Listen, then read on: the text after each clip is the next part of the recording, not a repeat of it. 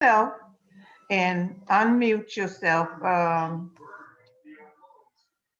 when when your name is called. Uh, you have the floor.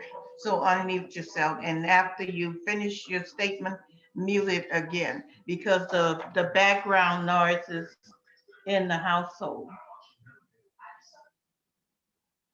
I'm turning my TV off. Okay. I chose this article because it was current, and I never viewed. I know they had every country has their racial problems, but it seems as though the United States is on the worldwide screen. Everything we do um, race wise it goes global. But um,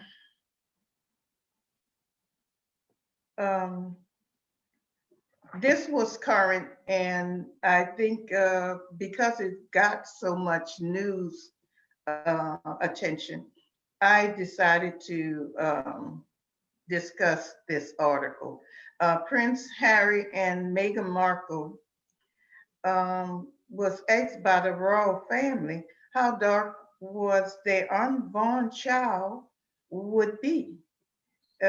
This thrust the British monarchy into the center of an uncomfortable discussion over the role British society uh, is experiencing now after this statement. Um, the killing of George Floyd and others killed in 2020 has caused the killing of African Americans to move to the worldwide stage in protest. Um, I've lived in the U.S. all of my life, and I thought we were worldwide leaders, but this negative message we're sending out in 2020, we still have much work to do. And the UK also as quiet as it kept. Okay, that covers the rules, and we're going to go and I think we all lined up different ways. So I'm going to call out your names and tell a little bit about yourself. And my name is Marva Gillimet. I'm a retired RN of the state of Louisiana, and 46 years of working actively as a registered nurse. And I joined Erace post Katrina, and I learned something every Saturday. I attend these discussions. Okay, Bill, unmute yourself. In the process of doing it. I'm Bill Ives. I've been coming to Erace for about 3 years. I see there's some new people, or at least one, that I haven't seen before. So I grew up in New Orleans and I spent most of my adult life in New England, and I returned home in 2012 to live here. I'm so happy. I couldn't think of another place in the US that I would rather live than New Orleans. And while our city is not perfect, it's way ahead of a lot of others. So I learn something every day. I mean, every week when we do a race. So I really enjoy these meetings. Thank you. Thank you. Beverly? I'm Beverly Collins, retired school teacher, presently real estate agent. In rummaging through some things, I found my button from my first Erace meeting back in 1995. So I drop in every now and then and participate in the discussions, and I think it's just fabulous, you know, for people to come together and discuss things like race in an open forum and be able to get feedback from other people and see how they feel about things. Thank you. Thank you. Phyllis?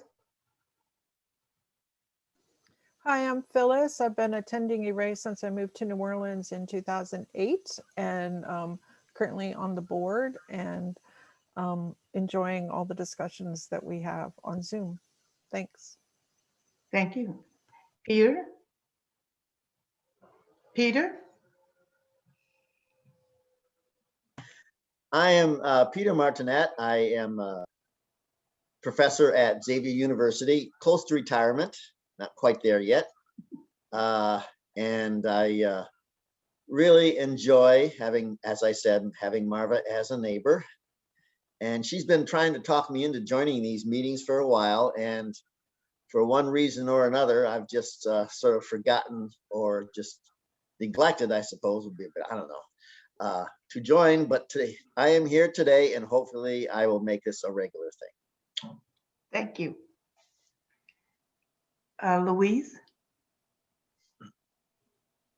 Hi, I'm Louise Johnson. I'm a special ed educator here in Austin, and I attended the Erace meetings near to their conception about over 20 odd years ago in New Orleans. And then after Katrina, we moved to Austin, Texas, where I am now, and loving the fact that I can rejoin the meetings. Thank you. Oh, and by the way, even though I'm from the UK, I'm not a royalist, just to throw that in there right now. Thank you. Leonetta?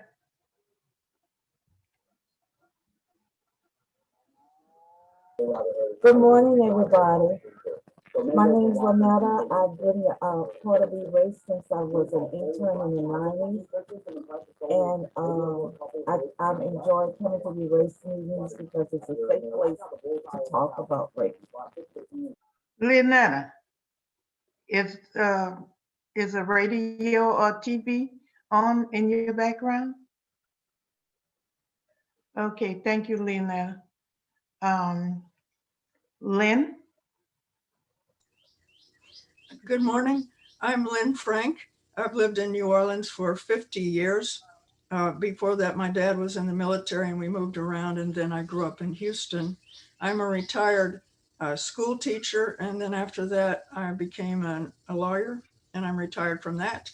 And I do tour guides. I like to tour guide. So if I pop up and offer a little historical tidbit, you'll know that I don't have an outlet now to give tours. But I love Erace. I've been coming, I guess, a year and a half, sort of. I'm not sure about time. I've always been weak in math. But there are very few chances that you have to really see the world through other people's eyes. And this is a wonderful chance to broaden my vision and understand things.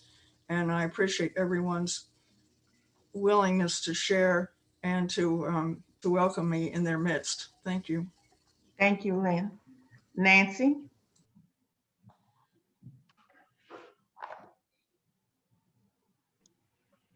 Good morning. My name's Nancy Moore. I've been coming to Erace since June of 2007, and I really enjoy my Saturday morning discussions.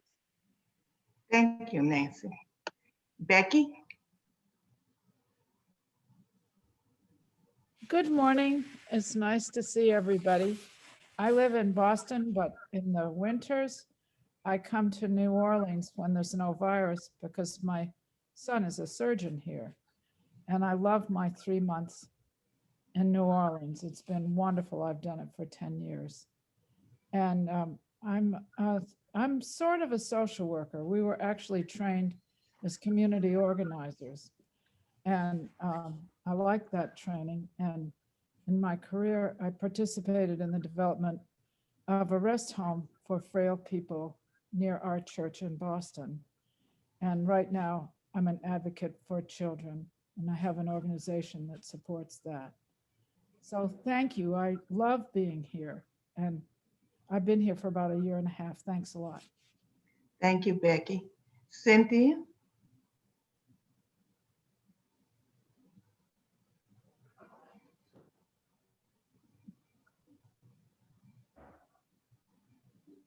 Cindy, we can't hear you.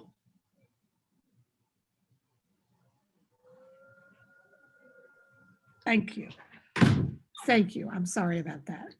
I'm Cindy Morse. I am a retired kindergarten teacher, so I was very lucky in that I got to play for all those years. All those kids are now grown up, and it's wonderful to walk in, run into them on the street. And of course, they recognize me, but I don't know them. They grew up. It's fun. I met Becky about 6 or 7 years ago and brought her to Erace, which feels good to see her again. And it's a treasure to me to have connections with all of you. I would love to occasionally do a picnic in the park or something on the levee, just to gather together in person sometime, but not now. So perhaps. Good to see you all this morning. Thank you. Pedro? Hey, good morning. I've been coming to Erace for, I think, about 6 months. I was introduced to it by Louise. I concur with the reflections of how it just provokes very insightful experiences that from other folks. I actually come from the background of addiction and I worked for the county, managed their alcohol and drug counseling service for 25 years, still teach these classes for people that get arrested for DWIs and other and drug-related offenses. I founded an institute back in '98 called the Institute on Addiction, Health, and Social Theory. And it really sought to identify and erase kind of the types of misery in the world that are created by human behavior. And that's kind of where I feel this racism falls. But anyhow, I really have learned so much from everyone, and it's a pleasure to be here. Thank you, Pedro. Michelle?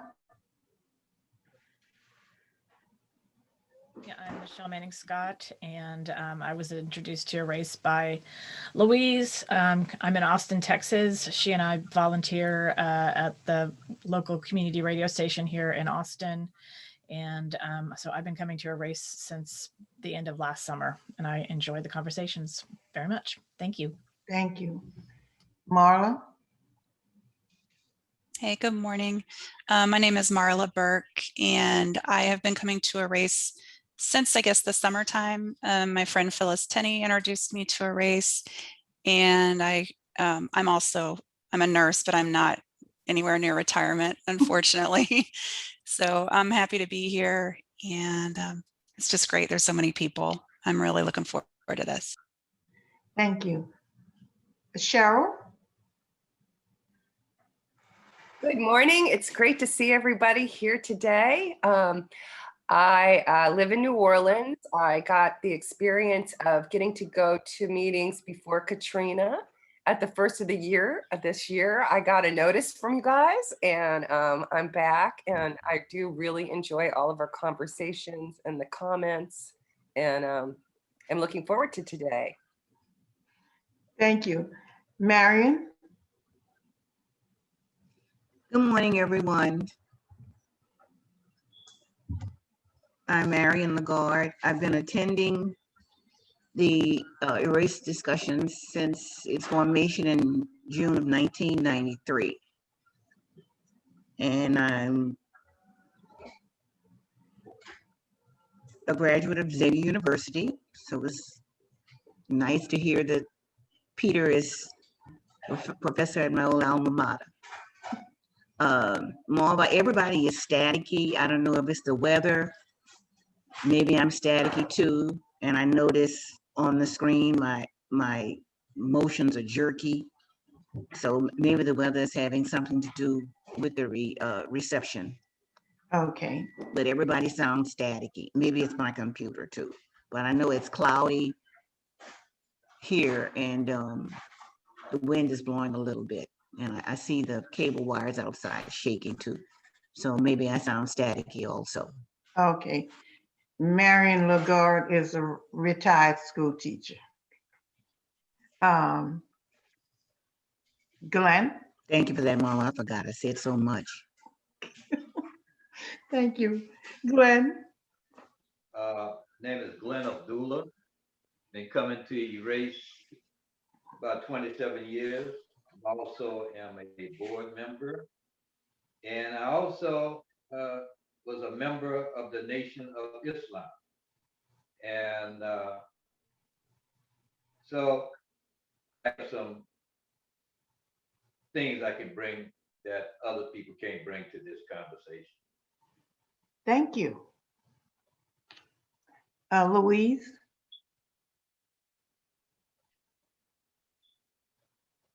I've already introduced myself. Oh, okay. The screen keeps changing. Let me know if I miss anybody. Chanel? Chanel? Okay, we'll go to Kate. Kate? Okay, we'll go to Greer. Okay, Kate. Oh, I'm sorry. My name is Kate Robinson. This is my first time to racism, and just interested in finding out what it's all about and listening to the discussion. I'm also a retired customer service rep. Okay. Thank you. Chanel? Oh, sorry about that. I'm Chanel Robinson. I'm a nurse practitioner. I live in Indianapolis. And Marva Gilliman is my aunt, and Glenn Abdullah is my uncle. Kate Robinson is my mother-in-law. Thank you for sharing your family tree. Yes. Greer? Greer? My name is Greer Gilliman. I've been coming to Erace since post-Katrina. I've been a nurse for 24 years. And Marva Gilliman is my mother. Chanel Vicnair is my cousin. And Glenn Abdullah is my uncle. That's it. Thank you. Amal? Can you hear me? Yes. Yeah, I'm Amal. Been coming to racism 23 years now. So I come to learn as well as to teach. Thank you. Peter, Marie?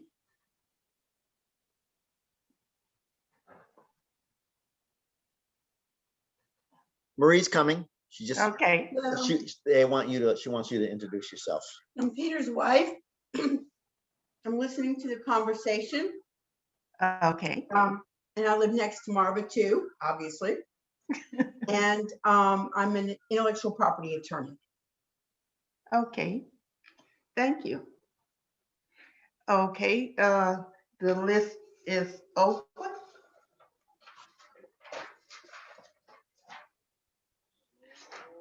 Okay.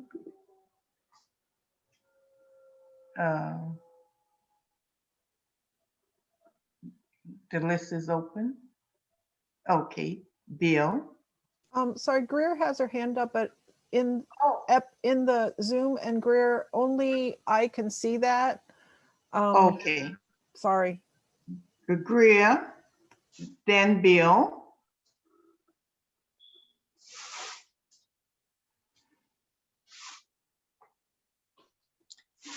Okay, Greer. I found one thing interesting when I was watching Oprah's interview with her. Megan said she didn't research anything. And I just couldn't understand. I don't know if she was saying that because she just needed to say that, or she really didn't. I can't see going into a family that's so public, that has so much history, and not doing your research. We walk around with, and I talk to my patients about this a lot. When they get diagnosed with stuff and I'm teaching them, I said to them, I say, we walk around with computers in our pockets every day. I say, I want you to know more about what's going on with you than I do. And it's just a testament to sometimes how we don't go for information when it's there. And sometimes it's detrimental. I'm not saying that would have altered how they treated her, but I think it's better to be prepared if a punch is swinging towards your head than to be blind to it coming. Both are gonna hurt, but at least you can prepare to fall. That's it. Thank you, Herb. Bill, and the list is open. Okay, Cheryl. Bill has the floor now. Oh, a clarifying question by Becky. Unmute, Becky. I wanted to be on the list. I did it wrong. Oh, okay, Becky, I have you down. Okay, Bill. The reaction to the British tabloids and the royal family to Meghan doesn't surprise me at all. I lived in England in 1995. I was there for work, and my company moved me over there for a year. The British tabloids are like Fox News to England. They are the Fox News of England, and they are vicious.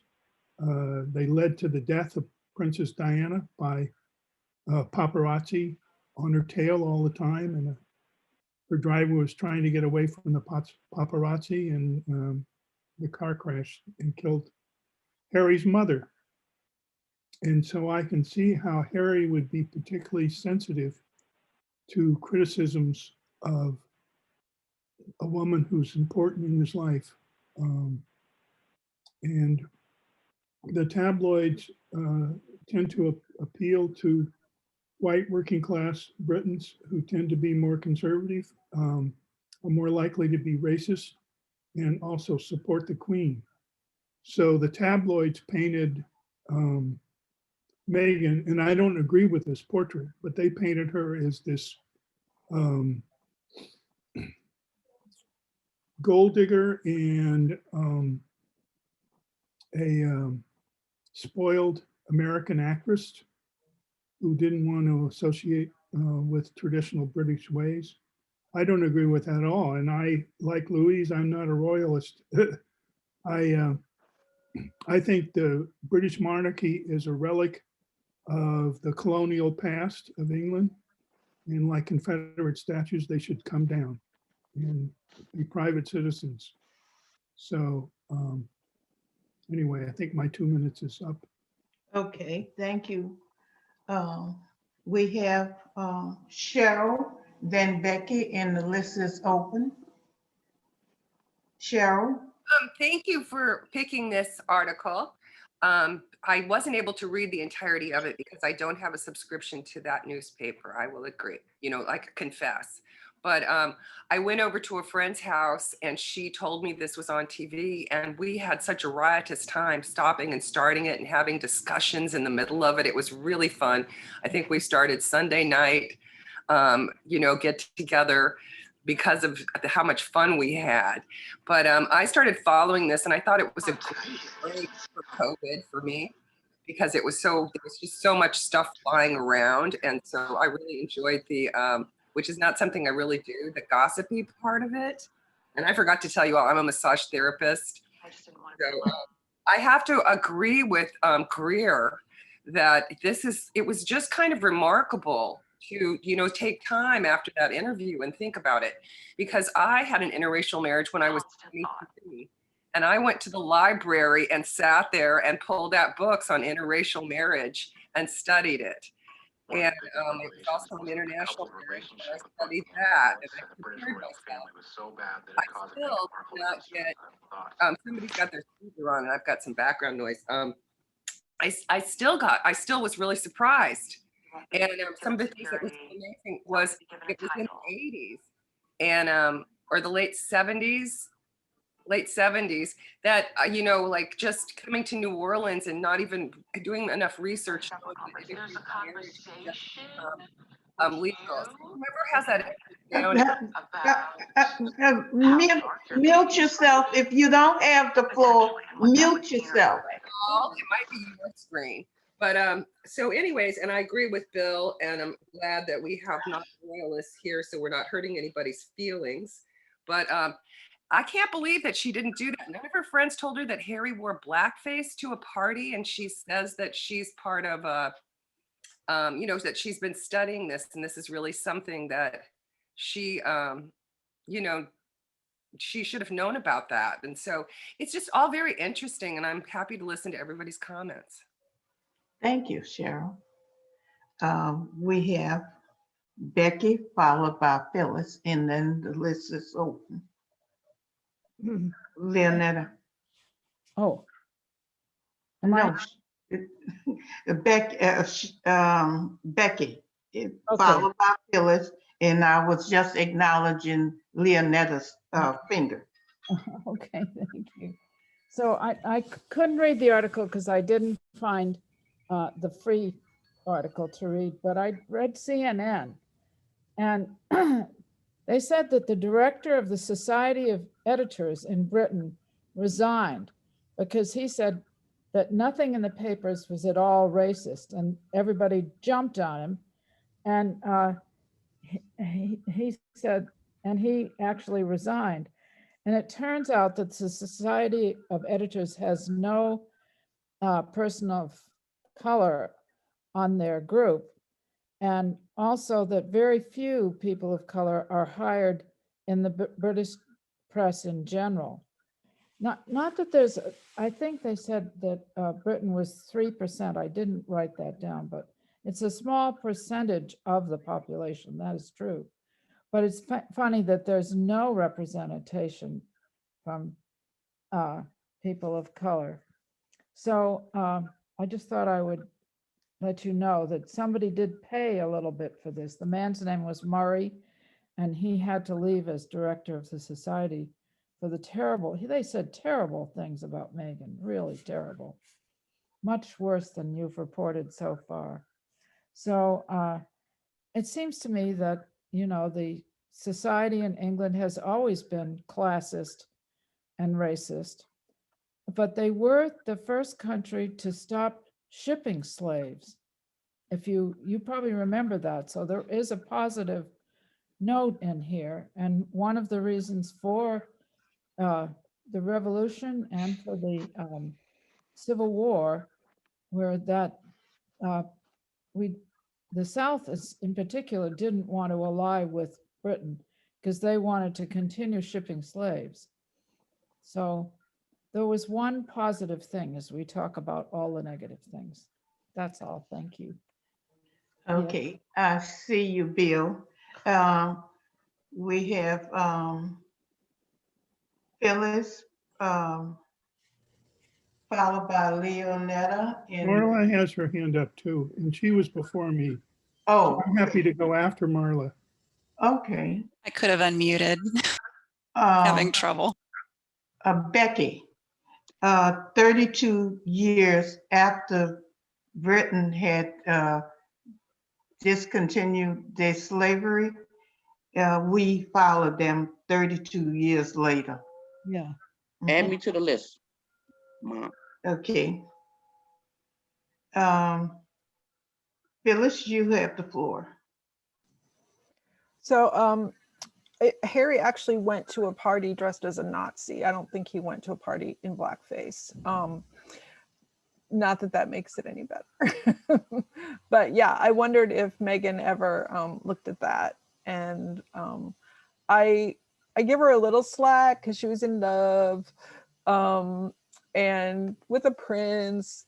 But to call her a gold digger when she had her own career and her own money is just really ridiculous. I mean, she could have watched The Crown. She didn't even have to go on the internet. She could have just seen not only what they did to,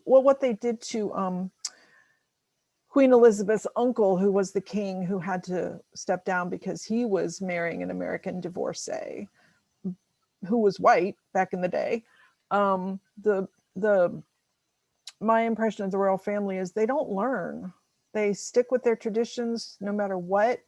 They're gonna just have these rules and these ways of judging the world and people because they think that's what everybody wants from them. But time and time again, like with Diana, you know, the queen got all kinds of, I want to use a 4-letter word that starts with S, from people who were upset when she didn't even lower the flags when Diana died.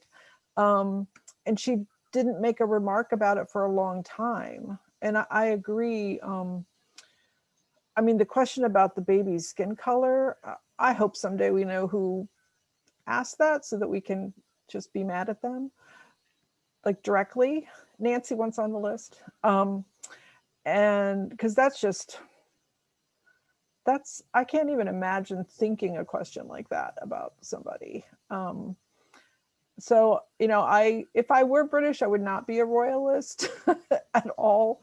And I also want to say, when the show Bridgerton came out, I couldn't help but thinking that the royal family really was going to hate that show because it showed that they do have color in their background.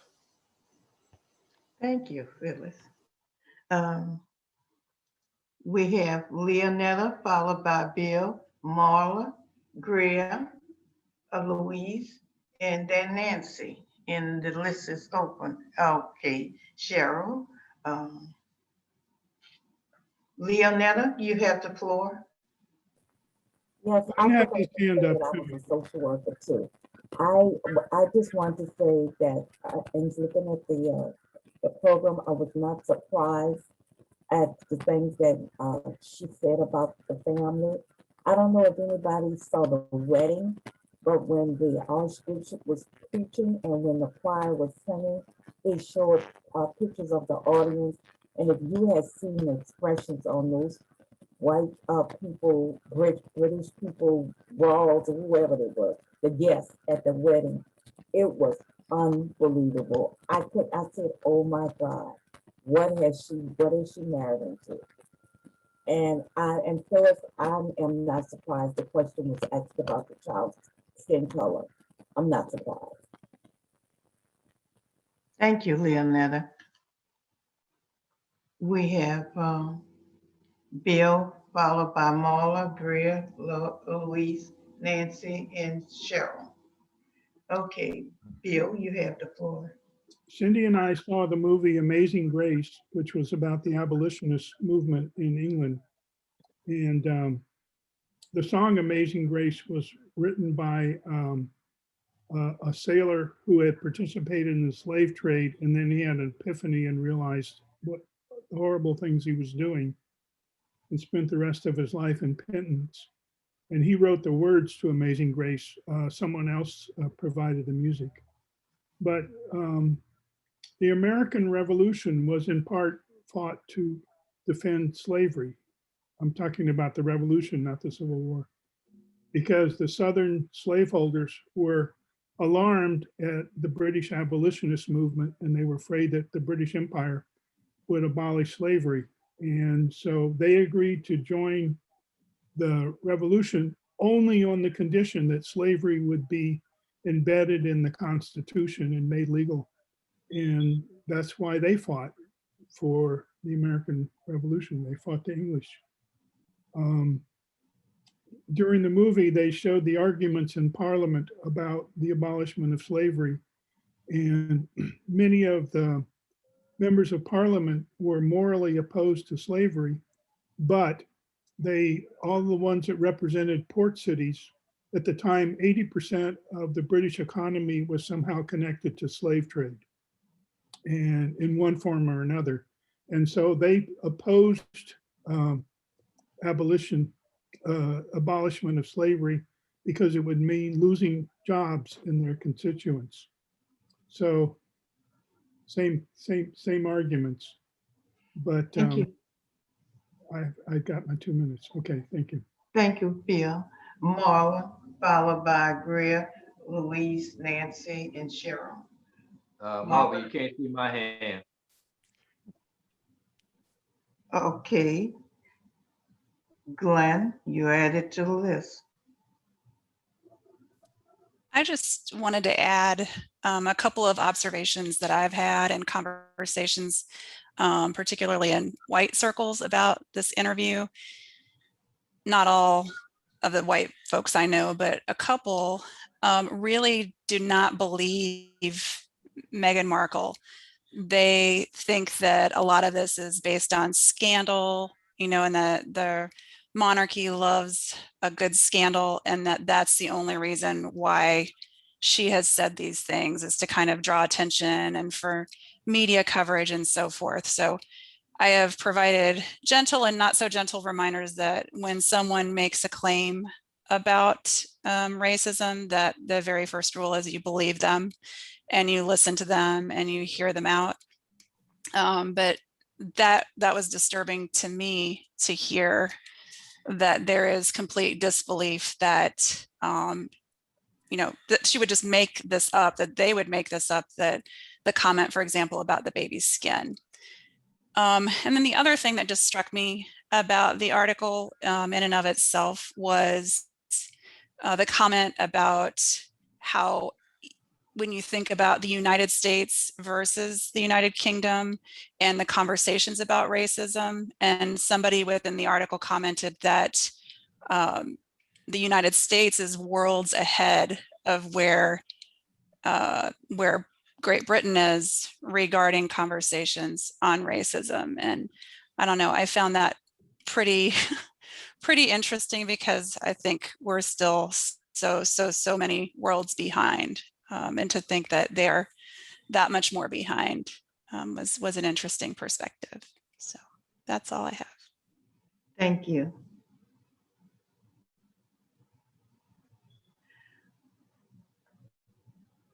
Greer, you have the floor. Okay. Well, slavery did end first for them, but it wasn't because it was a benevolent thing. In capitalistic societies, people end things because they aren't making money from them.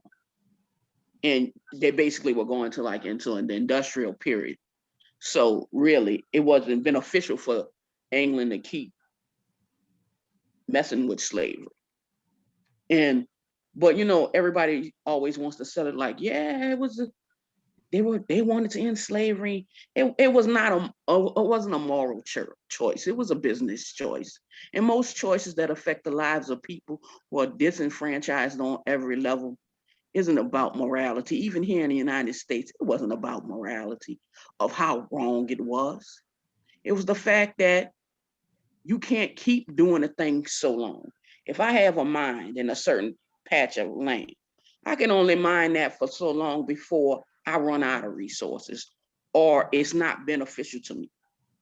And it was a money issue. They cared nothing about the people. That's the reality of it. That's it. Thank you, Greer. Louise, followed by Nancy, Sherelle, and then Glenn.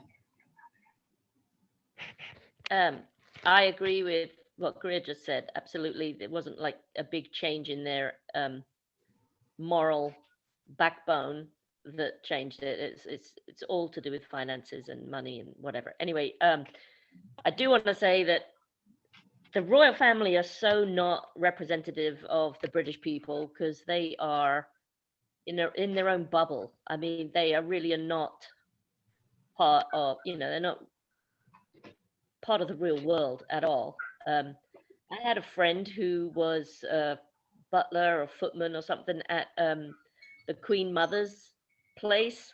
So I have some inside information on just how way out of reality they are.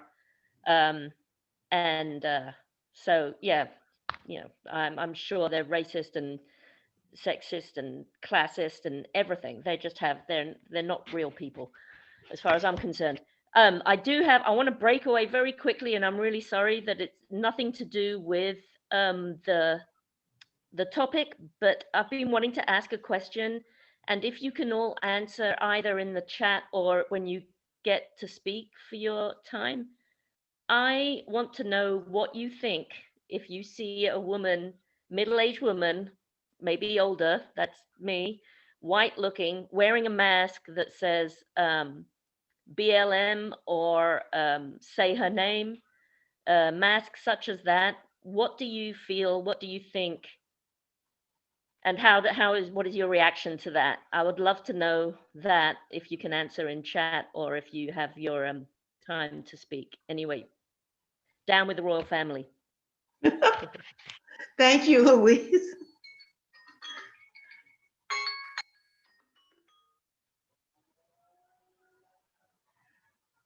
We have Nancy, followed by Sherelle, Glenn, and Bill. Add me to the list again. Okay. Okay, I wanted to say, I think it was William that said it about the baby skin complexion. William never thought that Meghan was marriage material or acceptable to be in the royal family. He made a comment to Harry, which was upsetting, about you need to take your time and get to know this girl, which is kind of damning in and of itself to make a comment like that about someone that your family member is very serious about. That kind of says that, you know, she's not up to snuff to be a part of his family. I also think that I think Louise said there's only 3%. I'm not sure what the Black population is in the United Kingdom, but I don't think that, just like here in the United States, where there are not a lot of minorities, regardless of whether they're Black or Hispanic or Asian or whatever ethnicity they are, if there's not a lot of diversity in the population where they are, people don't think about, it just doesn't affect them how other people live. They don't think about how certain laws, they don't think about the economy, how things affect other people. They don't even think about how their words and actions might affect someone of a different background. It doesn't affect them. They don't think about it. They don't care. I think that they're in their own bubble. I think, as Louise said, they're just in this little bubble, and it works for us, and we're not going to change it. Also, the majority of the lands that they rule over, Meghan says, are 60 to 70% people of color. Now, I didn't realize that. I guess I should have, but I didn't. And I think that is just, they showed a picture on the internet of, where were they? I don't know where they were, but Kate and William being held up on these thrones and carried through the streets. And I was just like, oh, how, what is it? And not good, not a good optic. Okay, I'll just say that it was a horrible optic. And why would you even, I mean, that's how backward, you know, that they are in their thinking and in their behavior. And then Louise, if you want to know how somebody, a white woman that wears Black Lives Matter on their mask, ask Phyllis. Okay. Don't you wear Black Lives Matter? Sorry, what did you just say? Say that again? You wanted to know how it felt to wear Black Lives Matter. No. I got the question. No. My question was, if you see a white woman wearing it, how do you feel? Oh, well, I have been out with Phyllis with her Black Lives Matter mask on, and I support her 100% with her Black Lives Matter mask. Okay. Thank you. Marva, did you see Peter's name? Yes, I have Peter's name. I wrote this to Peter. I have Sherelle. Marva, can you show that to me again? I didn't quite get the whole thing. Yes, Peter, Oh. Peter, you were waving your hand frantically, Well, and I guess the procedure is if you want to make a comment, you raise your finger like this, right? yes, To get on the list? Okay, that's what I was yes, doing. you're on the list. Okay. And when I do this, I think it should communicate you're on the list. I see Okay. you. And the reason I go through the list with the remaining name is so I don't forget anybody. Okay, Sherelle, Glenn, Bill, Greer, Amal, Peter, Lynette. Did I miss anybody? Marva, I have a clarifying question for Nancy. Okay, ma'am. Phyllis. No, Lynetta has a clarifying for me. Yes, I heard Lynetta. I Nancy, heard her. clarifying question is to you I heard you, Lynetta, and I was acknowledging Phyllis was putting up her finger. Okay, Lynetta, proceed with your clarifying question. Yes, my clarifying question is to Nancy. Nancy, did you know that there's such a thing as the Commonwealth of for England, and they have all these countries that they colonize, and most of them are countries of color? And do you think that they should be a little bit over these countries of color, that they should have a little bit more feelings about those? They shouldn't be so blind as you say that they are. Well, I mean, you would think, but obviously that is the colonizing mentality. I am superior. I know what's best. I know what's right. You know, I'm going to come here and I'm going to teach you how to live like me. I mean, you're not equal to me, but you need to live like me. You need to support me. You need to respect me. You need to hold me in the highest esteem and do everything that I need you to do to support my lifestyle and whatever. And that's how, to me, that's how I see the royalty in England looks over the countries that they rule over, particularly probably the ones that are of color. Okay, thank you, Nancy. We have Sherelle, Glenn, Bill, Greer, Amal, Peter, and Lynetta, and Phyllis. I want to make sure that I make a statement that I really believe the pain that Megan was talking about, even though it surprised me that she didn't do any research. It still was real to me. And there's just so many things, and people are bringing up so many good things. The Commonwealth was something I wanted to talk about, and that throne carrying picture. It's just like, it's archaic. And the queen being of divinity fits into like the documents of discovery and domination that were put in place by the 5th Pope. You know, Megan seemed very innocent, and maybe she is a very naive person, you know, thinking that she was like the Little Mermaid and now having a voice in her interview. Skin color and family questions. You know, I mentioned to you a previous relationship, and I was very young, and my parents, you know, that was something that was talked about. I told you guys I was going to be intimate with you. So I have I have racists in my family, and they talked about that. But also I have a goddaughter that's Chinese, I've shared with you before, and she's a quarter Chinese, and the entire Chinese family wanted to know if she got the eyes. You know, so they loved her having Chinese traits and wanted to make sure she didn't turn out looking like just a white person. So it's just also very interesting to me. I really, in my heart, really hope that this will be good for all, you know, this exposure, and that it's being talked about like this, because it does bring us into conversation. And that's how I think we'll get through things, is by sharing. Okay, thank you.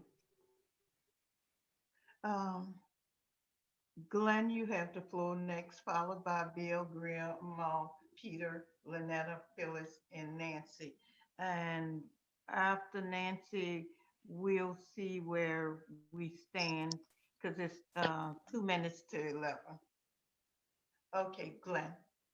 Well, the British leadership. This one or this? Mute yourself, Chanel. Well, the British has always been a racist nation. And it's not based on color. It's just based on they feel that they were superior to everybody else. They treated the Irish as though they were, less than, far less than a human than they were.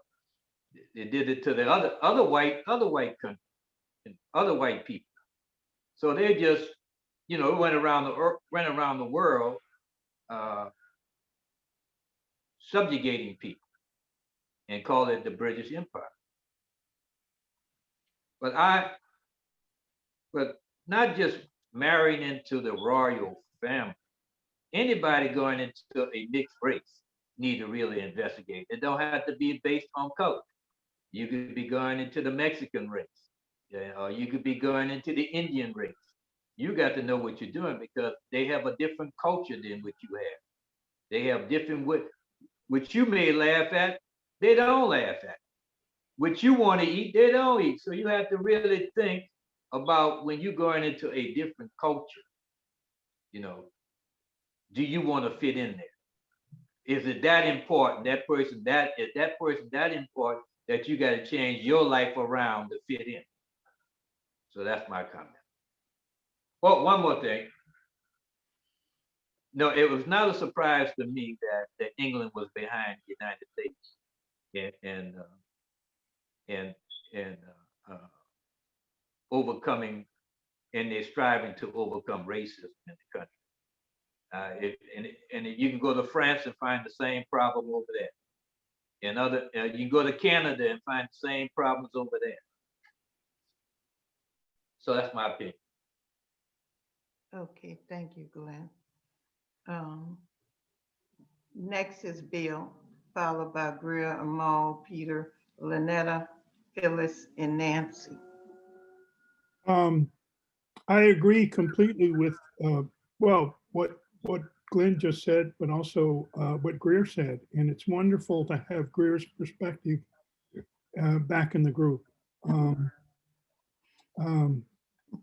It was all economic driven, and the slaves were never brought to Europe. They were used as labor in the European colonies of the Americas for agricultural purposes. And then when the colonies started freeing themselves from European domination, and also the Industrial Revolution started, the Europeans had the bright idea, we don't need to import slaves from Africa, we'll just take over Africa. And as slavery ended for the Europeans, colonialism started. And in 1823, I think it was, there was a conference in Berlin where the Europeans divided the continent of Africa. The only two free states that were left were Ethiopia and Liberia. So it was all about economic exploitation. Slavery ended because they found a better way to do it. Let's just go to Africa and take over all those people there. We don't have to ship them anywhere. So it's, and England has always been a racist country. And the reason why almost the entire British Empire is people of color, because they were going out into the world to subjugate people of color. The Europeans, they all did it. So it's a sad thing. Anyway, I've said enough. Thank you, Bill. Greer.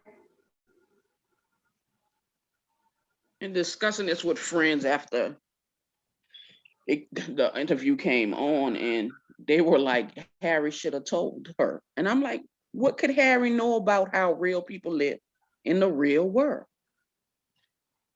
And I'm like, y'all don't get it. he has lived a pampered, sheltered, regimented life, and that's all he knows. A person who doesn't know how you live can't tell you anything in terms of the good and bad of it, because that's all they know. But they were like, well, he should have told them. Like, I said, y'all are missing the biggest point here. And to be honest, nobody colonizes a country peaceably. Everywhere that they've touched down in this world, it was done by brute force. Native populations were knocked out, slaves were brought in. The people who originally were in certain places were killed by disease and died off. There's so much information out there. Again, it just boggles my mind. People don't search to find out what they really, really need to know about things. And I'm not going to knock William for just going, hey, you really need to get to know this girl, because regular people do that when family members say, okay, I like her. You're not thinking about marriage. A brother will go to his brother, or sister go to her sister, yada, yada. They'll go, hey, won't you think about this? Now, if it was a color thing, yes. I'm going to say, I can't say with 100% certainty, but yeah, I think they're racist.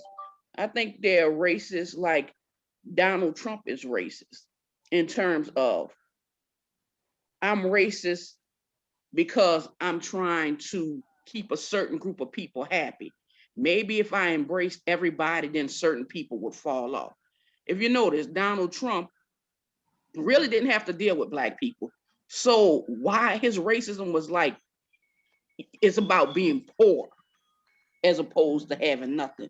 Because he had Dave Bannon, who hated Jewish people and hated Black people, but yet he had a son-in-law who was Jewish. So it's like, I think it's selective, but it's wrong on all levels. And I could never be, even if I lived in England, I couldn't be a royalist because I would have a problem. The bell has rung. Okay, let me finish this last part. I'd have a problem bowing or courtesying to anybody. I can't do it. That's for God. Thank you, Greg. Mo, followed by Peter, Leonetta, Phyllis, and Nancy. So I got the floor. Yes. So there's a few things in both the interview and the article that struck me. First and foremost, the idea that they don't want to name the person who said it. I have a problem with that, because if you don't bring it up if you're not going to say that, name the person who said it, especially when you know. So if you're not going to name the person's name, then don't bring up the issue. Simple as that. Another thing that was interesting is that the idea of the skin color of the child, and how did she not think that wouldn't be an issue in that lily white English family? The fact that she didn't think that would be an issue, I'm surprised that she's surprised that the question was even asked. But let's be realistic. I mean, especially to the people who are Black on this Zoom call, don't we ask those same questions when we have children born in our family? What skin color is the child? What's the child's hair texture? What is his eye color? Don't we ask them same questions in the Black community here in America? Let's pretend like, I know a lot of us gonna pretend like we don't, because we in front of white folks on, but we know in secret we ask them same questions. So another thing is that the overall reaction from the interview, when the fact that they was willing to say that this woman was a liar, as if her truth has no substance. So the Piers Morgans and the Sharon Osbournes and the people of the likes who tried to make Meghan Markle out to be a liar because she told something that should have been hush hush in the English society, that's a problem right there. That's the issue for me is that they did not believe her story when this woman said that she was suicidal and that she didn't feel part of the family and so on and so forth. The Piers Morgans and the Sharon Osbournes treated her as if her story had no substance to it. And that right there lies the problem for me, but I'll digress. Okay, thank you. Glenn, I saw your two fingers. I was about to say, I'm trying to cut off the bell. Glenn has a clarifying question. You Bring have it. the floor, Gwen. Bring it. I don't understand what you mean by that. That black people ask about their children, what color their skin gonna be. Where is that coming from? That's coming from the fact that the English family asks that same question. We ask those questions too. I don't want to make it out like it's exclusive to them. That's why I said that. I mean, why would a black person ask the question? For whatever reason they ask, we do it, is the point that I'm getting at. I don't know. And I don't know of any of that. I don't know if anybody could tell. And I ain't ashamed to say, anybody on here know I'm not ashamed to say anything. I don't know what, I don't know. Nancy that is not a thought. Okay. Nancy has a clarifying question. Well, it's not really a clarifying question. I'll wait till my turn because black people do that, Glenn. You don't know them, okay, but they exactly. I know him. If he I know says him. They he do don't, it. I don't. They want to know about your hair. They want to know about your skin. They want to know everything. But let me finish answering. Let me finish answering the question, if I may. Historically, and like I said, if Glenn said he don't know these people, that's fine. I know them. There were 3 questions that were asked when children were born in the black community. What color was the child? What was the child's hair texture? And what was the child's eye color? Those were the questions that were asked. And for us, and the fact that we'll sit here and pretend like we've never heard those questions asked, therein lies the problem. But yeah, hold on. I'm going to throw a little light on this question. Then we move on. It was done between the so-called Creoles of light complexion in the black community. It was asked about the dark people. Okay. Yeah. All right. Charlotte, the Charlotte of Mecklenburg is a lady who people might want to look up. Her name was Charlotte of Mecklenburg. All right. I'll make a note of that. Do you have my finger up? Do you see my finger up?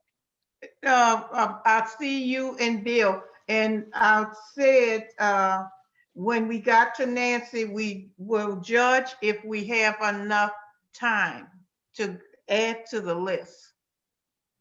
I made that statement far back. Okay, we have Peter now, followed by Lynetta, Phyllis, and Nancy. And at that time, I will know if we have enough time to add more people to the list. Okay, Peter, you got— Marva, this is Lynetta. You can take me off the list. Okay, thank you, Lynetta. Peter, you got the floor. Okay, I have a couple responses to some comments that were made earlier, as well as I would first like to respond to Amma a little bit here. So I am from Michigan. I am not a native to New Orleans. When I began my job at Xavier University, I became very good friends with lots of people of all shades of color, and certainly many of them were of Creole background. And some of them, I learned a lot about traditional New Orleans Creole culture. And there were all these Creole societies in New Orleans. And these people told me that skin color was extremely important in terms of who could belong to what Creole society versus another Creole society, and other other physical features. So this, to say, well, I'm not going to say that, but it's certainly deeply embedded in this aspect of New Orleans history, and at least in terms of Creole history in New Orleans. I got that impression very distinctly. And as far as the British royalty is concerned, my only comment is they all need to get jobs and actually have to work for a living. That's my view of them. As soon as they do that, then I think they have whatever they say about race or any other issue will become relevant. But until they do that, whatever they have to say about everything, in my view, is totally irrelevant, because they are just maybe they are some kind of a tourist attraction for Great Britain, but other than that, you know, the British taxpayers spend millions and millions and millions of dollars of decent British tax money on maintaining this family, which are really nothing more than some kind of rarefied, privileged inner society of their own. And to me, that means their views on anything just are totally irrelevant. That's my view of the royalty. That's all I got to say. Thank you, Peter. We have Phyllis and Nancy. Okay, I have a lot I want to say. First, I want to say I think Louise's question was asking people of color what they thought about white women wearing BLM masks, and so far, except for Nancy, only white people have answered. So she's nodding, so I guess I got that right. As a social worker, I was really troubled when Megan said she had felt suicidal, and I don't think it was the family. So I think there's all these advisors and the institution people who advise the royal family, and I think that's who told her that she couldn't go get help. But also, her mother's a social worker, and I just kept wondering, did she reach out to her mother? Not to blame her if she didn't, because maybe that was too hard to talk to her mom about it. But it would have been disastrous if she had attempted or completed suicide and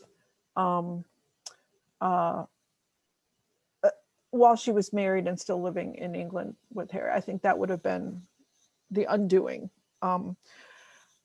Before they got married, a member of the royal family, a minor member, Princess Michael, wore a brooch, however you say that word, that was considered racist, and she later apologized for it. I don't know if everybody can see, but that's what it looked like. So that should have been a little bit of a warning that that the family had people in it who weren't going to be supportive. And somebody mentioned that something about the divine right of kings or queens. I don't think the Queen of England is considered divinity anymore. She is the head of the Church of England.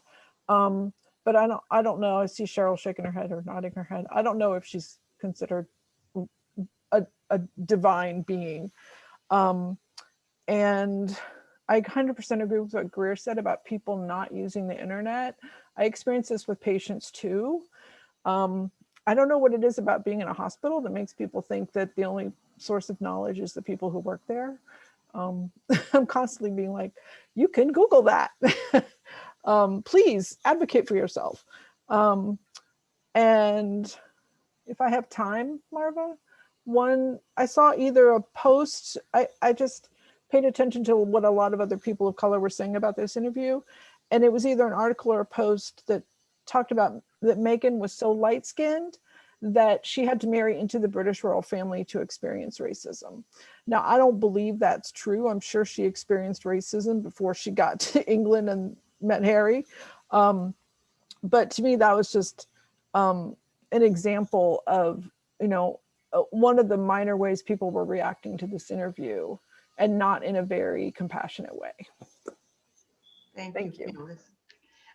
It's 11:18 now, and we need to start the wrap up.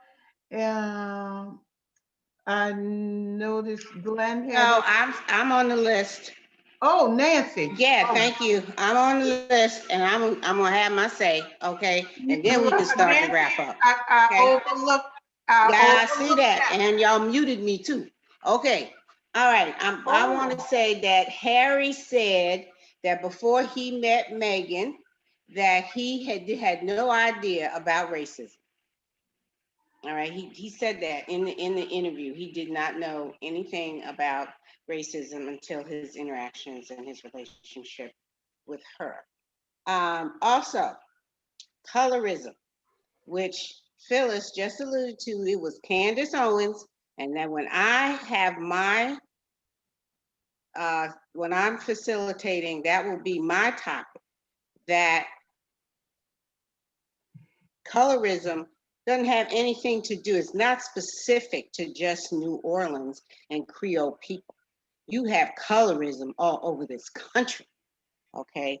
And for Candace Owens to say that she's too light to experience racism, that has been an issue between dark-skinned people and light-skinned people for ever since I've been here. And growing up, that's all I heard. Okay, the difference between, oh, you have things better, or no, it exists even within families. The divide between light-skinned and dark-skinned people. If you have a range of complexions in the family, so it's not just New Orleans. Okay. Also, if Megan is not, it was a cult. It was something that Amal said that made me feel that, or I even thought that when you have to act, do, perform, put on a smile in the face of adverse situation or negativity or malice or whatever's going on within your family unit, that is a cult. So to me, the royal family is basically a cult. It is an institution that where the institution and the image of the institution is more important than the members that make up the family unit. That is a cult. Okay. So anybody have a challenging question for me? Yeah. Glenda, well, please, Glenn has a clarifying question. I saw two fingers from Glenn. Mm-hmm. Oh. Ooh, what? All right. Look, Glenn, you have the floor. Nancy, when you were having your child, your first child, were you concerned about the color of the child would be? No. Well, that's what I'm talking about. I mean, look, we have evolved from when I was born in 1950. I heard him talking about, oh, that child was too black. He was born too black. I heard that kind of stuff. I've heard that. But hold on. Oh, that's right. I'll make you a question. I'm sorry. Yeah, no, I've heard that from members in my own family regarding my children, and I had to set them straight. We don't have that. I don't have that, and I'm not going to allow that. So you keep your biases to yourself. That's your issue. That's your problem. Thank you. Thank you, everybody, for their participation. And this is a topic that needed part A and part B. I don't know if we'll get a chance to talk about it again. Sometimes things that's not the topic can be brought in. I'm sure we'll be hearing more about this issue with Britain. Okay, it's time for the wrap up.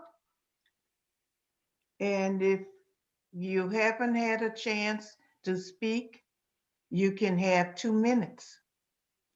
And you can say at the time for you to speak, if you gonna bypass a wrap up statement, you just say, I enjoyed the conversation and thank you. If you have no more to say. Okay. You each have 1 minute. If you haven't spoke, you have 2 minutes. Okay, Bill. 3 quick things. According to the series The Crown, the English kings and queens feel that they have a connection to the divine, because in the ceremony of the coronation ceremony, they talk about how at one point when the bishop or whoever it is anoints them, that there's a feeling of a divine connection. I think they called it the quickening. Secondly, colorism is not exclusive of people of African descent. If you go to countries, European or, well, if you go to Mexico, Italy, and Spain, the northern people in those countries are fairer skinned, and the most southern people are darker skinned, and the northern ones look down on the darker ones of their own country. And finally, and I won't have time to explore this, but I did experience marrying into a different culture, not a different race, but I was married to a Jewish wife for 16 years, and I got to really know the culture. But I didn't do research beforehand. I didn't go online to see what it was like to be Jewish. I just was interested in this person, independent of their religion. But I was exposed to a completely different culture than I was raised in. Thank you for the article. Thank you, Bill. Beverly? Okay, let me first say if I saw a elderly or middle-aged white woman with a BLM mask on or say her name, then I would think that person was on the side of justice. Okay. I think when Megan was asked the question about the color of the baby, I think Megan got a reality punch. She's been living in her world. She's an actress. She's been living in her little world where that issue never came up to her. But it's in the mind of a lot of people. I worked at a school up in Holly Grove. I had a very racist principal from England. And she went in and made a statement about her husband had lost his keys and he had to come to get her keys. And she said, isn't that something how men are so dependent on women? Well, this principal said, well, maybe your kind, but not me. Well, if you didn't know, she looked like she was white. She had blonde hair, she had keen features. So that was a gut punch for her. And because of that, and because of what happened to Megan, they had to bring this out. She had to find a way to get back at those Royals for asking her that question. What my friend did, it caused me and her to picket the school where I worked at. Bell. Okay, all right. I never spoke though. I thought I had 2 minutes. Oh, you never spoke? No, ma'am. Oh, okay, continue. Okay. In skin, it's global. I saw a lecture at one time from Dr. Frances Cress Wilson. And she spoke about the Jews that were murdered by Hitler.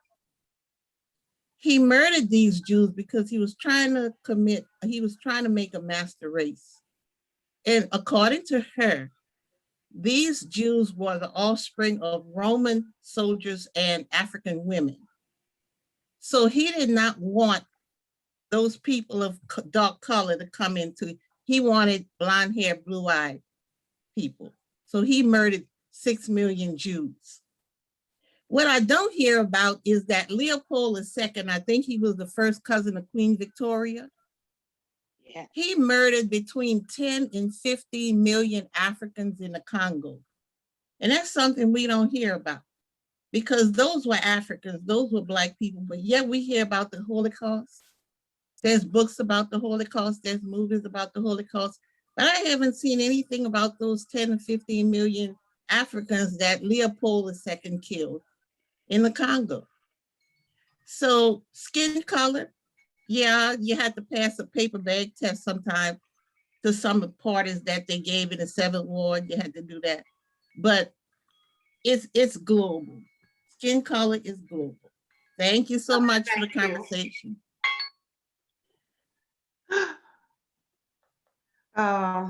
We have next Phyllis. Okay. I wanted to say, I visited Northern Ireland, and the Catholics and the Protestants there think that they can tell each other apart.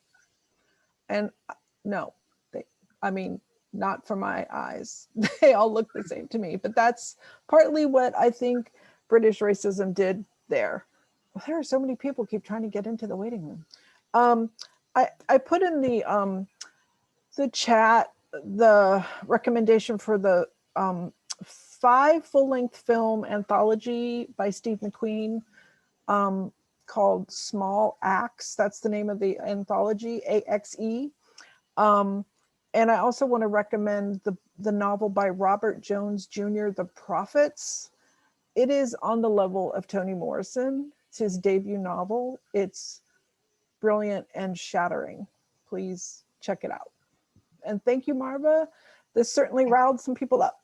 Oh, yes. I was at the edge of that sword. Thank you. Thank you.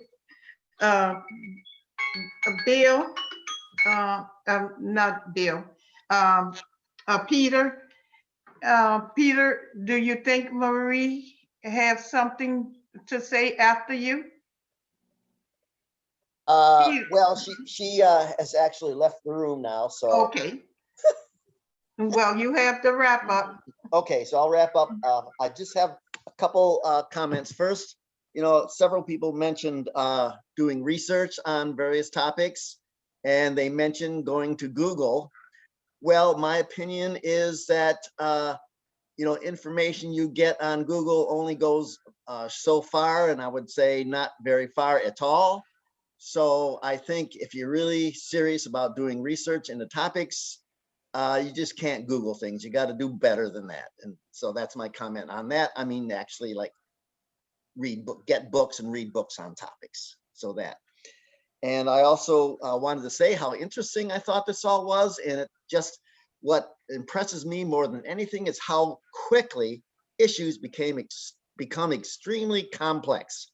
We start out talking about racism, and all of a sudden we're bringing the era of European colonialism into the mix, and how brutal and savage the effect of colonial colonies were, or the effect of European nations colonizing various parts of the world, how brutal and savage they were towards peoples that they colonized.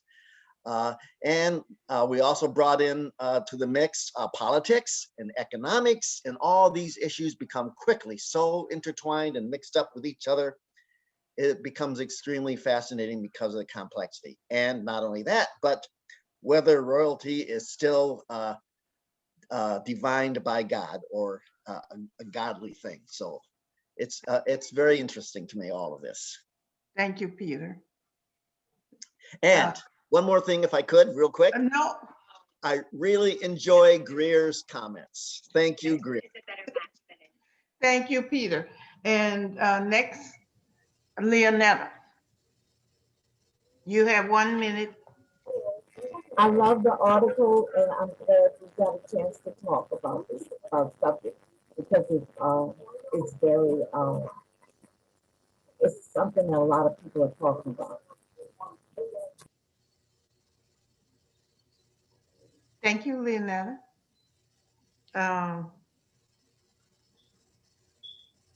Lynn? Oh, I didn't talk, so if I wander past the 1 minute mark, don't be surprised or unhappy, but I'll try to be brief. I wanted to mention something quickly about Megan. She had a double major at her University of Northwestern, theater and international relations. And also she had an internship or a job at the American Embassy in Argentina. So she is a little more worldly than we might think, and that's to her credit. She is a woman of the world. But I think there's a profound culture clash here. English people, I believe, without being stereotypical, are not used to expressing their feelings publicly. And I think the royal family isn't even used to expressing their feelings with each other. And she, as an American, a good American, believes that the individual has great worth and importance. And as as Phyllis said, the individual doesn't count for so much within this institution of the royal family. I have questions that haven't been answered. They said that a title was not given to little Archie. Well, do all the other children of William and in the past, the children of Prince Andrew and Prince Edward, do they all have titles? Is he the only one who doesn't have a title? Everyone's nodding their head. So the answer must be yes, he's the only one. Well, that's outrageous. He shouldn't be treated differently. And to what extent was Harry were she and Harry able to talk about these problems with other family members? It sounds like you don't talk about them, you have to go through the handlers. And that's pathetic. They need a handler for human relations, since obviously the royal family members are inept. They have no sense of human relations. They can't deal with anything. So they need a handler to say, well, this is what a normal person would do in this situation. We've got to do the right thing. But then finally, I wonder if she should have given that interview. You know, should she have dropped this nuclear bomb on them? Or what was the purpose of it? Was it revenge? That I don't think is a worthy purpose. Was it to protect her image? Or was it to change situations in the royal family? I just, thank you. I'll be quiet. You've had your full minute, 2 minutes plus. Sorry. Nancy? Oh, very stimulating article. I hope, let's see, the next time I facilitate will be, I think, April 10th or something, somewhere around. And the complimentary article that I hope to introduce will be Candace Owens and her comments about who can experience racism. Because racism is, if you experience, or a microaggression even, it's a very painful experience. And so to what Marla said about people not believing Meghan, you know, you should believe, because people aren't going to talk about something that's that painful to them, whether it's outright racism or whether it's just a microaggression or being slighted for whatever reason. And you know that it's attributable because you're different. It's a very painful experience to have to experience. And you're not going to talk about it lightly. So thank you everyone for coming. I really enjoyed everyone's perspective. Okay, thank you. Becky? It's a wonderful meeting and I appreciate it a great deal. Thank you so much. And I don't think it was wrong of Harry and Meghan to speak out. I think it was important for them to do that. So, and then about the mask, I admire people who wear BLM masks and who have BLM signs on their property or apartment. So that's all for now. Have a good week. Bye. Thank you, Becky. Cindy?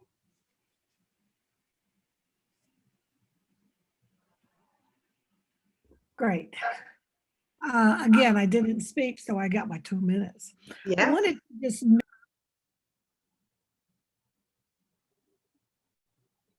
You muted yourself again. sorry, itchy finger, I guess. Anyway, I wanted to note to everybody, I mean, I grew up in the 50s in the South in a white world, but almost all the adults in my world would notice my hair, partly because it stands out, it's different. But I remember being embarrassed to have adults that I didn't know, or maybe I should have, but I didn't know who they were, comment on my hair. How did you get that color? And there was a joke about, must be the milkman. Well, I didn't quite understand that. Was a 5-year-old, but maybe by 10 I did. But it was embarrassing to be singled out by something about my physical appearance. Now, that's small compared to the racism that people with dark skin probably live with. But I think it is a universal thing to notice differences about people. But the valuing of it or not is where the difference comes. And if you, I mean, maybe somebody noticed that my hair was unusual. Okay, I can live with that. But it was embarrassing to be, that's what they noticed about me. Nothing else. I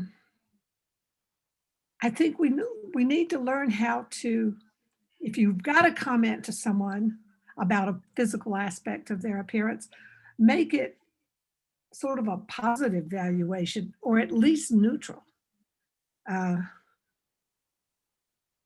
We all notice differences, but we don't need to make it a negative for sure.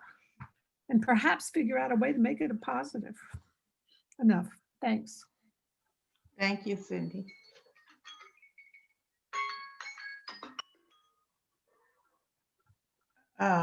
Pedro? Okay, I'll try to keep this to 2 minutes. Great conversation tonight. I wanted to kind of go back to what was brought up, I think, by Greer, the relic of the colonial past. I think it's really important that when we talk about history, it's not just history for history's sake. It's the immense influence it has on today.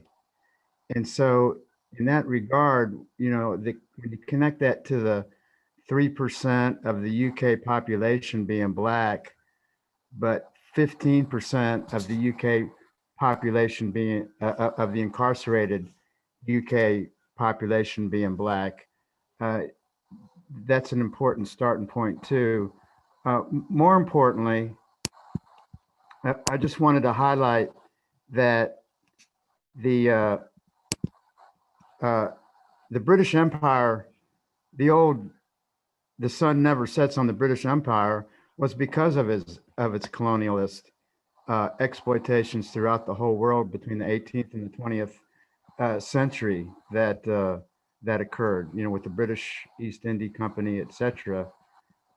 And I think when you go and you look at this, the major source of this wealth that we see in these Western countries like the British and France with their colonialization as well, and you know, notoriously in Haiti, right?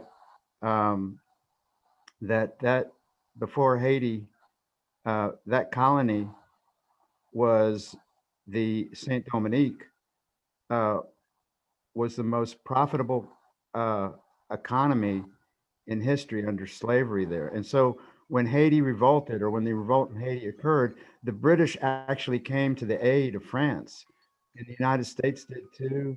And the big colonial powers wanted to squash this slave revolt, which it did not and could not.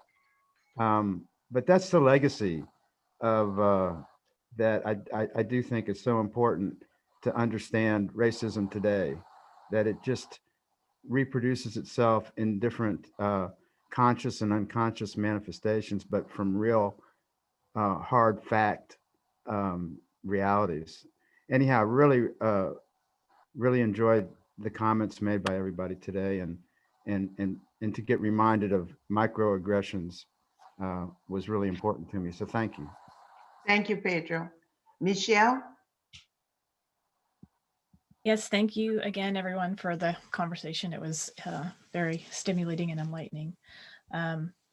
And I do appreciate all the people here who've commented on the question Louise posed about the masks. So that was something that we had discussed, and I really do appreciate everybody being honest and forthright about their commentary there. It was interesting perspective we wanted to get to kind of explore here. But everybody have a good week. Thank you again. Thank you. Cheryl? I really appreciated listening to everyone's comments and could listen for such a long time more. This was great. Sometimes I feel a little bit like I have hot air because I talk, and so I apologize if I do it too much. All people seem to ask about babies, whether it's racism or not. People ask about features, like if they look like one family or the other. Again, this is that hot air part. I was born blonde with blue eyes until I was age 4. And my mother was always disliked for having dark eyes and dark hair. My family thought that it was a quarter native. And when I turned brunette at 4, it was said out loud and continued to be shared with me to my father. See what you did? We worked so hard to look like we were white. Just for some reason, I wanted to share that with you all. It's just out there. Got to stop it. Thank you. Amo.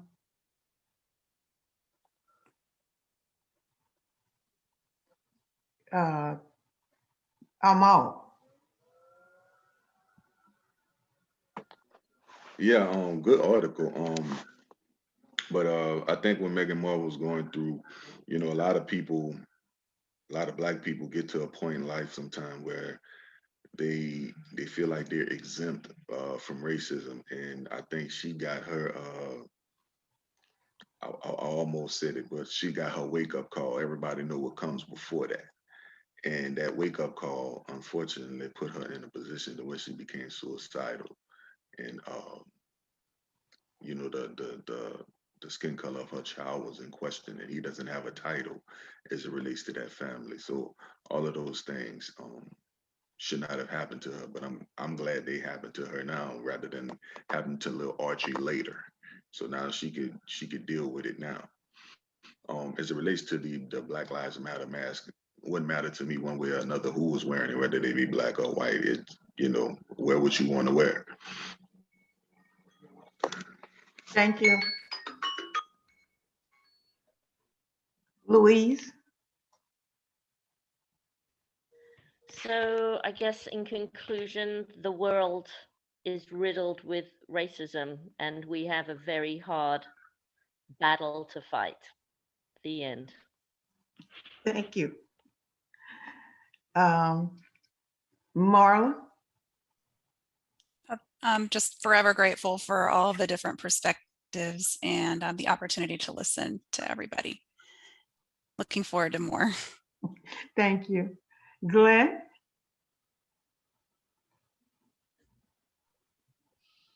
Yes, you know, what people of the world got to don't understand what is embedded in their subconscious. In the subconscious of everybody, we have a strong image of God as a white person. So who don't want to be looking like God? So that's embedded in us. We all, if you ask us directly, well, is Jesus the Son of God? Is he a white man? No, look, but in your subconscious, that's embedded and it's taken root in there. And this is where the basis of racism come from. It comes from religion and putting an image of God of a white person. That's it. Thank you, Glenn.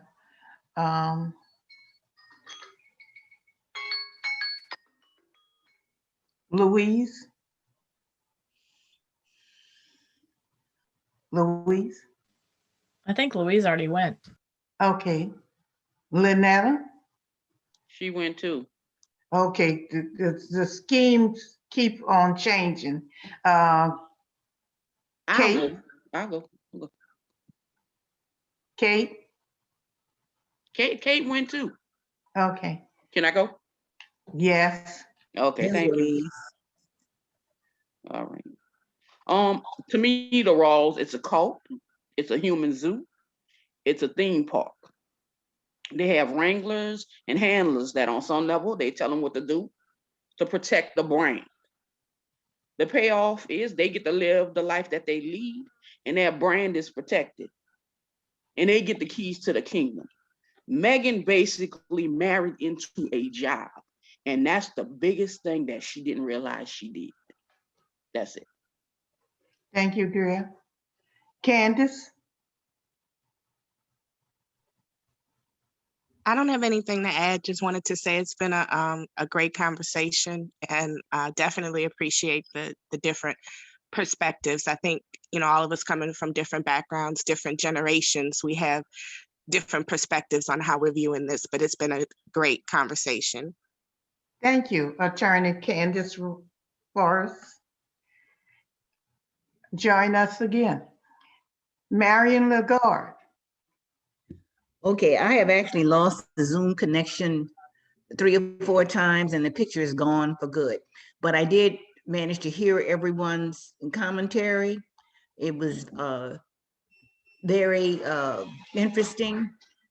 I think it's unfortunate that, oh, somebody's at my front door. I think it's unfortunate that William couldn't control, or whoever it was that made the comment about the precious little baby, and that's what he is, a precious baby. Didn't have sense enough to hold his peace.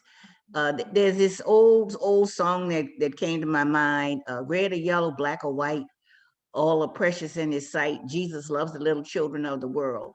So the little baby is a precious baby. He's a precious gift.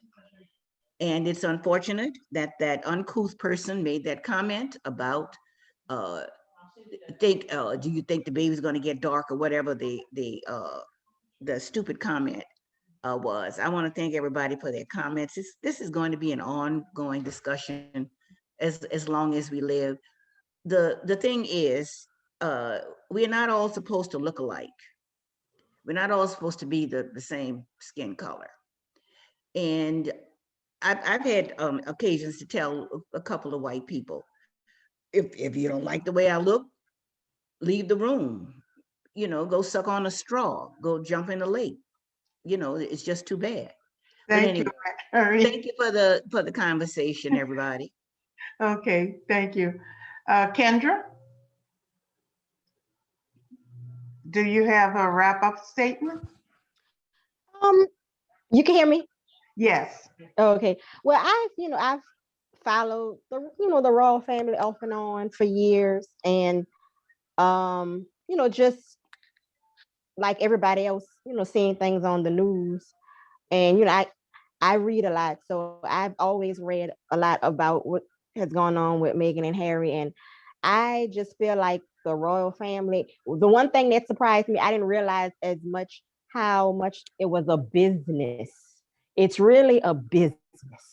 And I feel like she was a little naive because, she is a very light-skinned biracial woman, and she has, moved seamlessly, in the white world for much of her adult life, that I think that when she married into the family, she did not think that they were going to treat her and her baby, her future children, the way that they have. So I think, that consciousness has, shook her now. It is racist. They have, a racist lineage with colonialism. It's a lot of jealousy. It's, I really think as a family, they are psychologically abusive and stunted. And they really should just go off, and taxpayers in England should not be paying for their lifestyle. They have lots of independent wealth. They should just go away and become, royal family like the other royal families in Europe. But they have totally lived well past their, usefulness as far as I'm concerned. But, and I'm glad Harry and Meghan are here in the United States. And I do believe that he wanted to get away from his psychologically damaged family for years. And I believe his mother placed her in his life so he can get away from them. And I'm just glad he has done it. Thank you. Kendra. I hope all the new people will return. Chanel and Kate, are you still with us? Chanel left. She had to leave. She told me she Okay. enjoyed it. I'm still here. Okay, you want to make a wrap-up statement? I just wanted to say I thoroughly enjoyed the discussion and I look forward to more. Okay, And thank you. thanks Chanel for the invitation. Okay, thank you.